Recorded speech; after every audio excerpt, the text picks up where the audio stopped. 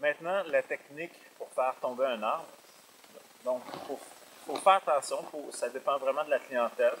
Plus ils sont jeunes, je leur donne un indicateur, par exemple, un arbre qui est la grosseur du coin, puis qui peut être une fois ou deux fois la grandeur. À ce moment-là, ça devient plus sécuritaire. Cet arbre-là ici, ben, qui est au moins une, deux, trois, peut-être quatre fois ma grandeur. Donc à ce moment-là, si c'est une vingtaine de pieds, ben, il faut faire encore plus attention. Mais il faut mettre l'emphase sur la sécurité. Donc, pour être sécuritaire, il faut toujours avoir un pied devant. S'assurer qu'autour de nous, c'est dégagé. Qu'on ait toujours des portes de sortie si jamais l'arbre qui va casser au sommet.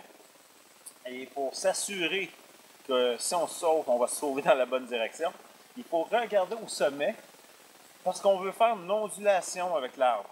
Donc même si cet arbre-là ici a perdu beaucoup de son écorce, pratiquement toute son écorce, donc si je le bouge un petit peu, je sens là qu'il va chercher à bouger assez facilement, mais je dois regarder en haut. Et puis quand il revient vers moi, à ce moment-là, je le laisse revenir, je le repousse. C'est comme un ballon de basketball. C'est toujours l'exemple que je donne aux jeunes. Imagine un ballon de basketball. Tu le pousses, il revient.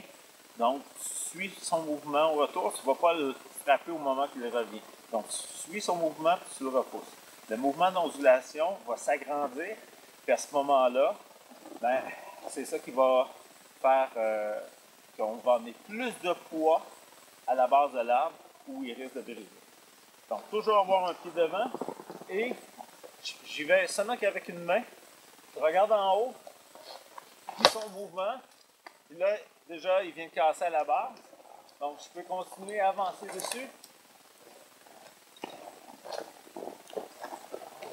Souvent, ça va arriver qu'il va casser, il va s'appuyer. Je suis capable de le relever, puis de le tasser.